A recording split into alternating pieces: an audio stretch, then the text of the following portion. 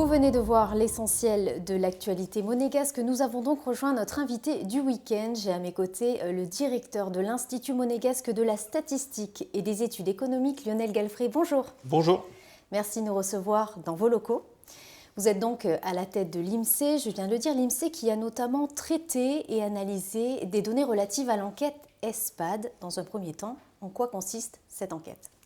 L'enquête ESPAD, c'est une enquête, ESPAD c'est un acronyme en anglais, c'est une enquête européenne.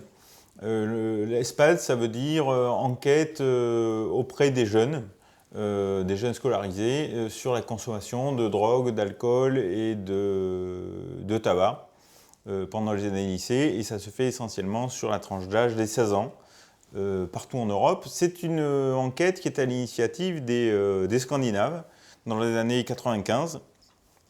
Les Scandinaves ont décidé de mesurer et de suivre les comportements des jeunes adultes de 16 ans par rapport à ces substances, de les suivre régulièrement pour pouvoir mettre en place des politiques.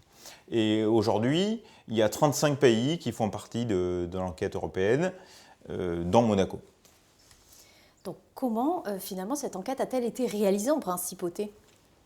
Alors en principauté, l'enquête est réalisée depuis 2007. C'est sur une initiative de la DENGS, de la Direction de l'Éducation nationale, de la jeunesse et des sports, qui a décidé de participer à cette enquête européenne pour connaître mieux le comportement des jeunes vis-à-vis de ces produits, alcool, tabac et drogue. Donc la première enquête a eu lieu en 2007 en principauté, la deuxième en 2011 et la troisième récemment en 2015, comme nous venons d'analyser.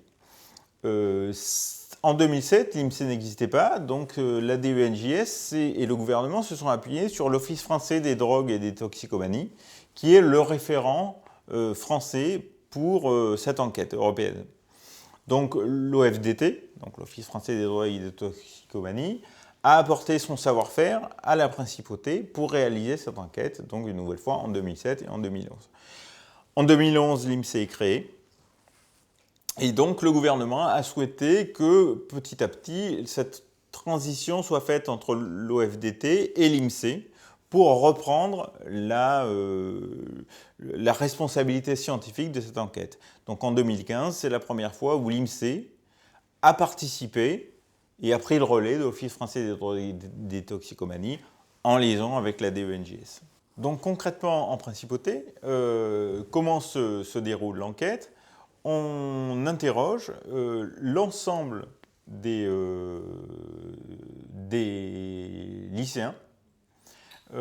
Pourquoi on interroge l'ensemble ? Alors dans différents pays, c'est un échantillon qui est tiré au sort, qui est choisi. En principauté, on a un effectif petit, donc on a la possibilité d'interroger tout le monde. Donc 1400 élèves sont interrogés, ce qui représente à peu près 90%, parce qu'il y en a qui, plus de 90%, il y en a certains qui ne veulent pas répondre. Oui, donc, voilà, c'est ce que je me demandais, est-ce qu'ils se livrent forcément Alors, c'est quand même délicat comme sujet. Oui, alors on informe les parents avant, par un courrier, en disant, voilà, on va faire une enquête, voilà la thématique, les consommations de ces produits-là, et si vous n'êtes pas d'accord, dites-le, et à ce moment-là, ils ne seront pas interrogés. Ce n'est pas obligatoire. Voilà. Mais je vous dis, on a plus de 90% des jeunes lycéens qui répondent. Donc, ils savent qu'il va y avoir cette enquête, ils sont d'accord, mais ils ne savent pas quand. Alors, c'était le 24 mars 2015, donc cette enquête a eu lieu. Les étudiants, comme tous les matins, vont en cours, et puis au lieu d'avoir leur première heure de cours, eh bien, ils ont cette enquête. Mais ils ne savent pas que ça va se passer ce jour-là. Les questionnaires sont distribués, c'est un questionnaire qui est commun aux 35 pays, les questionnaires sont distribués, ne sont pas distribués par des professeurs qu'ils ont au cours de l'année. On veut assurer la confidentialité et mettre les gens en confiance, puisque c'est tout à fait anonyme, tout à fait confidentiel, et il faut que les gens en aient conscience. Donc on leur distribue les questionnaires, ils ont 1 heure pour remplir ces questionnaires, et au terme de cette heure, ils mettent les questionnaires dans des enveloppes qui sont fermées. Ces questionnaires sont récoltés, on les met dans des cartons qui sont scellés, et dès le lendemain, ils partent dans une société spécialisée en France, spécialisée dans la numérisation. Pourquoi en France? Parce que justement, dans ce souci de confidentialité, il faut qu'aucune information ne soit sur Monaco. Même si tous les questionnaires sont anonymes. Donc, ils ne mettent pas leur nom sur les questionnaires. On ne sait pas qui a rempli. Ces questionnaires partent en France et sont numérisés. Et ensuite, les résultats sont exploités. Ça, on pourra en reparler. Donc, l'enquête ESPAD met donc en évidence plusieurs points, notamment une baisse des consommations par rapport à l'enquête précédente, n'est-ce pas? Exactement. Alors, on a fait l'enquête en 2007, l'enquête en 2011 et l'enquête en 2015. Qu'est-ce que montre l'enquête en 2015?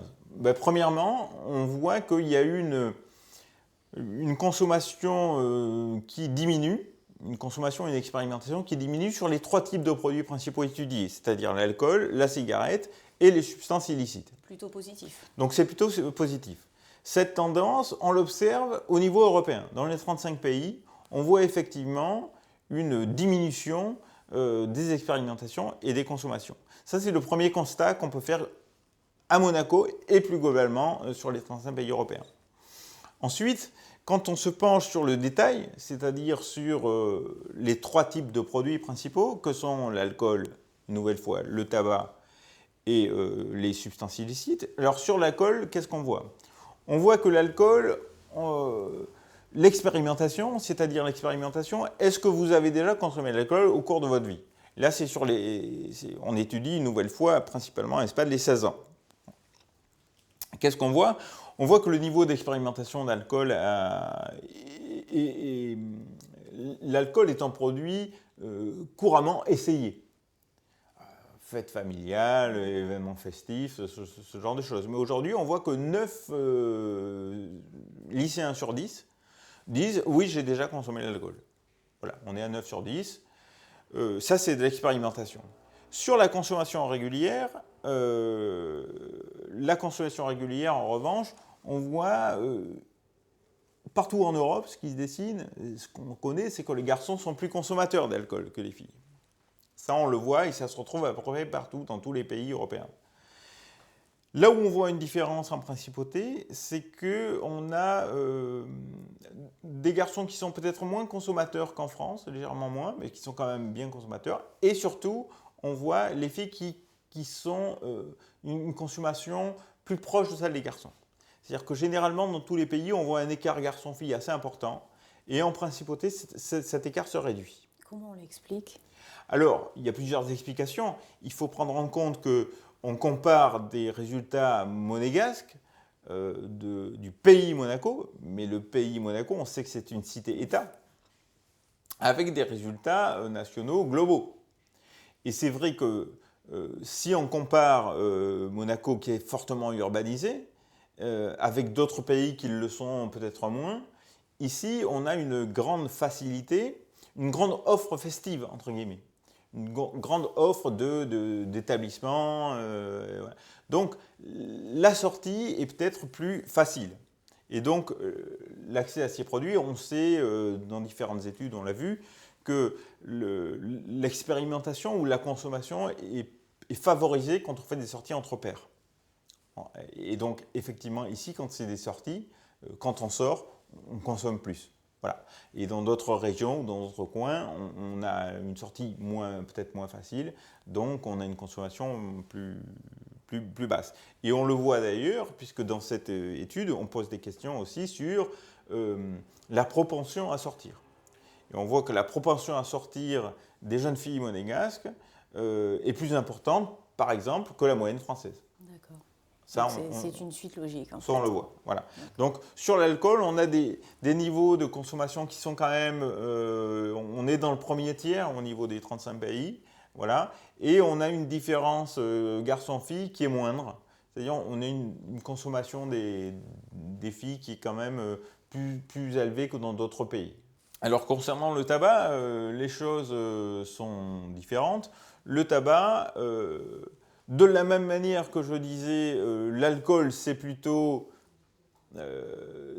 prévalent chez les garçons. Le tabac, c'est plutôt prévalent chez les filles.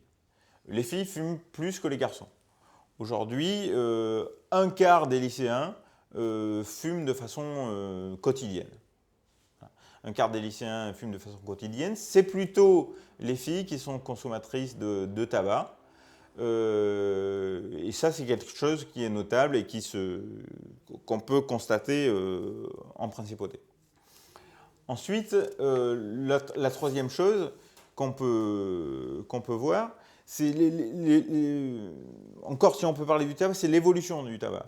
On voit que la consommation de tabac chez les garçons, depuis la dernière enquête, a tendance à baisser. L'usage régulier du tabac a tendance à baisser. Les filles, ça n'augmente pas, mais ça ne baisse pas non plus. Ça reste au même niveau. Si on regarde les substances illicites, à ce moment-là, le troisième grand volet de cette enquête, on s'aperçoit rapidement, et ça dans les 35 pays, et c'est aussi vrai à Monaco, que le cannabis, parmi toutes les substances illicites, le cannabis s'est imposé comme étant la substance illicite la plus consommée. Aujourd'hui, quand on parle de substances illicites, on a toujours des consommations, mais réduites, marginales de certaines substances. Mais le cannabis est devenu la chose la plus importante. On a une expérimentation précoce, puisqu'on voit qu'à 16 ans, on a une part non négligeable des personnes qui ont déjà expérimenté le cannabis à 16 ans. Donc le cannabis, ça reste. La consommation de cannabis reste moins importante qu'en France, ça c'est clair. Mais le phénomène touche l'ensemble des pays européens. Le cannabis reste un peu, entre guillemets, la préférence des garçons. Les filles sont moins consommatrices, bien que ce niveau de consommation de cannabis chez les filles ait tendance à augmenter. Voilà. Et si on regarde l'évolution seconde, première, terminale, on voit qu'il se passe quand même quelque chose entre la première et la terminale, où c'est là que la consommation de cannabis, notamment chez les filles, augmente, à cette période-là. Voilà les principales conclusions. Qu'est-ce qu'on voit aussi? On pose des questions sur l'accessibilité des produits.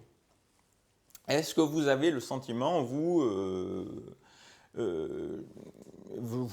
lycéens, est-ce que vous avez le sentiment que les produits sont plus facilement accessibles qu'il y a 4 ans? Ou est-ce que les produits sont plus difficilement ou sont difficilement accessibles? Et on voit que ce qui se passe, c'est que les lycéens interrogés disent il nous semble que les produits, que ce soit à alcool, tabac ou cannabis, sont plus difficilement accessibles qu'en 2011. Donc on voit là, alors à quoi c'est dû? Ça on peut se poser la question. Soit à des politiques publiques qui peuvent avoir été mises en place, soit à d'autres phénomènes qu'on ne connaît pas forcément. Et là, les pouvoirs publics ont un rôle à jouer, et il est à noter à ce titre qu'en 2013, il y a une ordonnance souveraine qui a été modifiée, qui a rendu plus restrictive l'accès à l'alcool pour les mineurs. Voilà.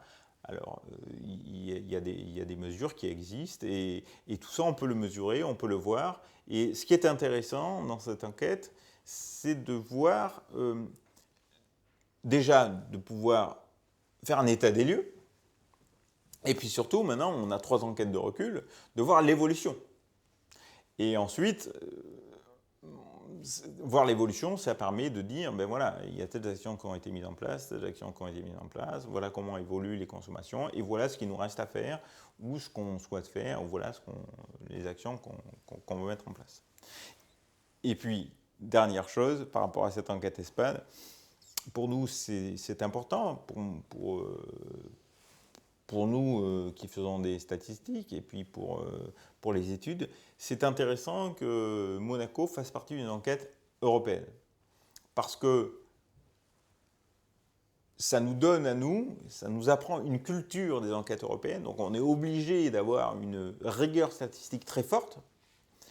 Et puis en même temps, en plus de nous apporter du savoir-faire, ça nous permet de nous situer et de regarder ce que font les autres, à quel niveau sont les autres, et d'apprendre finalement. Donc il y a pas mal de vertus, pour nous au moins au niveau statistique, à participer à des enquêtes européennes. Serait-ce finalement le signal d'un changement d'époque, tout simplement?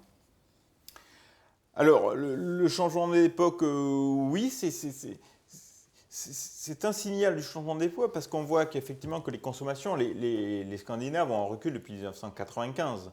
Donc eux, on a bien vu, parce qu'ils ont mis ça en place pour dire, voilà, on estime, nous, Scandinaves, qu'on a des consommations, notamment d'alcool, assez importantes, donc on met en place des choses. Et on voit qu'en 20 ans, 30 ans même, les consommations ont changé. De nouveaux produits sont arrivés, les modes de consommation ont diminué sur certains produits, tout s'est transformé. Et effectivement, ça reflète une évolution sociologique de la société, hein, une évolution de l'époque. Et puis pour nous, en termes statistiques, c'est une évolution d'époque aussi, parce que c'est une ouverture, et puis c'est une ouverture, et puis c'est la possibilité de participer à un élan, à un mouvement européen sur la construction des systèmes statistiques. Pour conclure, finalement, est-ce que vous pensez que les enfants qui naissent aujourd'hui puissent devenir, par exemple, la première génération de non-fumeurs? On peut l'espérer en tout cas. Alors oui, c'est vrai qu'on voit que les consommations de tabac réduisent en général, et pourquoi pas. Pourquoi pas. On peut l'espérer. En tout cas, c'est un message d'espoir.